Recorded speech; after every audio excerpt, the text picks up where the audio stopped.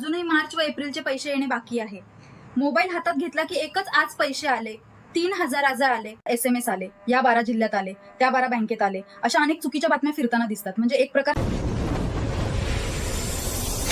भावांनो, लाडक्या बहिणीसाठी ही एक अतिशय महत्वाची बातमी आहे की ज्या बहिणींना मार्च आणि एप्रिलचा हप्ता अद्याप मिळालेला नाही किंवा मार्च, एप्रिल आणि मे महिन्याचा हप्ता मिळालेला नाही, तर त्यांच्यासाठी एक सरकारकडून एक महत्वाचा GR प्रसिद्ध झालेला आहे. काल रात्री उशिरा प्रसिद्ध झालेला आहे.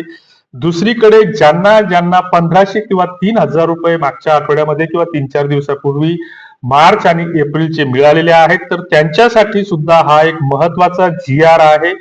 तिसरी सगळ्यात महत्वाची गोष्ट लाडक्या बहिणीसाठी की ज्यांना 16व्या, 17व्या, 18व्या हप्त्यापर्यंत पैसे आले, ज्यांची KYC झाली किंवा ज्यांची होऊ शकली नाही, किंवा ज्यांना 2-2 वेळेस KYC करून सुद्धा अद्यापही त्यांचे पैसे आलेले नाही, तर त्याच्यासाठी सुद्धा हा एक महत्वाचा GR आहे.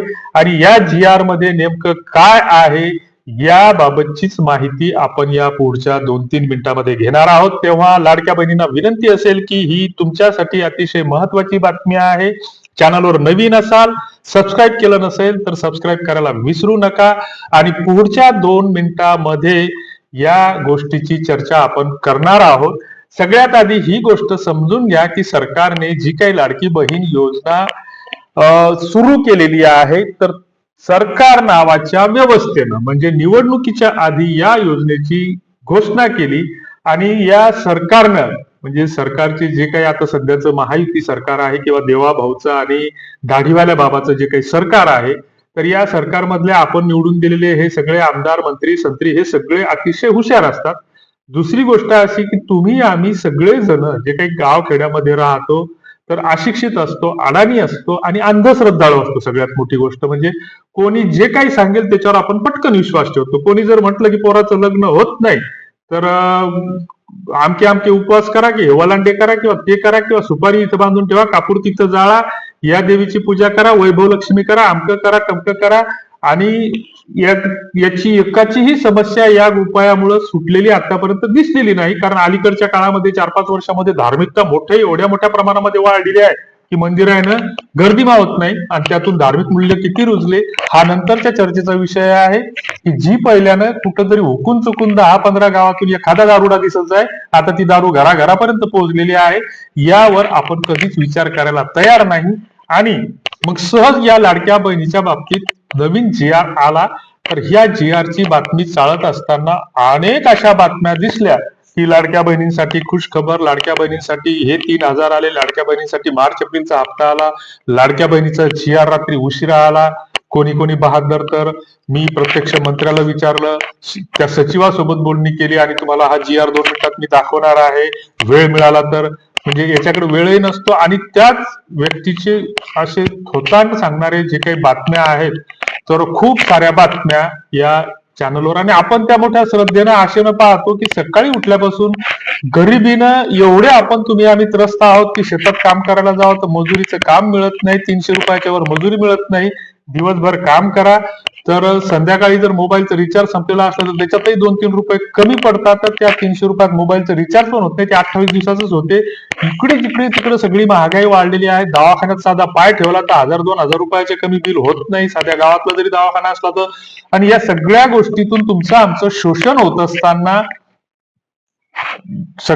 मग हे सरकार काय करतं की तुम्हाला कुठंतरी प्रसाद वाटल्यासारखं, ज्याला जसं प्रोक्षण म्हणतात की आपण मंदिरामध्ये जातो आणि मंदिरामध्ये गेल्याच्या नंतर त्या ठिकाणी आरती होते आणि आरती झाल्याच्या नंतर मग त्या शंखामध्ये पाणी ठेवलेलं असतं देवाच्या आरतीसाठी. आणि मग तो जो काही बुवा असेल, महाराज असेल, मंदिरातला पुजारी असेल, तर तो आरती झाल्याच्या नंतर आपण स्वतःभोवती प्रदक्षिणा घेतो आणि प्रदक्षिणा घेतल्याच्या नंतर मग त्या शंखामधलं जे पाणी प्रोक्षणाचा प्रसाद म्हणून तुमच्या आमच्या अंगावर, त्या भक्तांच्या अंगावर शिंपडलं जातं. मग तो असे 2-3 वेळेस हाताने ते पाणी शिंपडतो. तर ते प्रदक्षिणा घेत असताना किंवा स्वतःभोवती गिरकी घेत असताना ते पाणी काही लोकांच्या अंगावर पडतं, काहींना पडत नाही. आणि मग ज्यांना पडलं तर ते स्वतःला धन्य समजतात, ज्यांना नाही पडलं तर ते स्वतःला दुर्भागी समजतात आणि दुसऱ्या वेळेस आपल्या अंगावर पडल अशी आशा ठेवून ते असतात. तर अशातला हा प्रकार आहे की या लाडक्या बहिणीचं सुद्धा सरकारनं तशीच ती दुकानदारी करून टाकलेली आहे. आणि सगळ्यात महत्वाचा विषय म्हणजे ह्या सगळ्या बातम्या दिशाभूल करणाऱ्या आहेत, खोट्या आहेत, असे कुठलेही GR नाहीत. सत्य बातमी काय आहेत त्याबाबतची माहिती सुद्धा तुम्हाला मी पुढच्या 30 सेकंदामध्ये सांगणार आहे. सरकार ज्यावेळेस एखादी योजना काढतं किंवा त्या योजनेमध्ये बदल करतं तर त्यावेळेस त्या योजनेचे अध्यादेश किंवा GR निघत असतात. निराधाराचं वेतन सुरू झालं किंवा सरकारी कर्मचाऱ्याचे पगार सुरू झाले आणि मग सुरुवातीला सरकार एक अध्यादेश काढतं, GR काढतं की नोकरदारासाठी की बाबा दर महिन्याच्या 5 तारखेला हे पैसे जमा होतील. तर प्रत्येक वेळेस GR काढला, आज GR काढला, उद्या GR काढला, असं GR निघत असतो. हे खोटं आहे. दुसरीकडे दुसरा जो विषय आहे तर ज्या बहिणीच्या खात्याला पहिल्या टप्प्यामध्ये 3,1500 रुपये जमा झाले तर सरकारकडे वित्त विभागाकडे जशी तरतूद होईल तसे बाकीच्या पात्र बहिणीचे पैसे जमा होतील.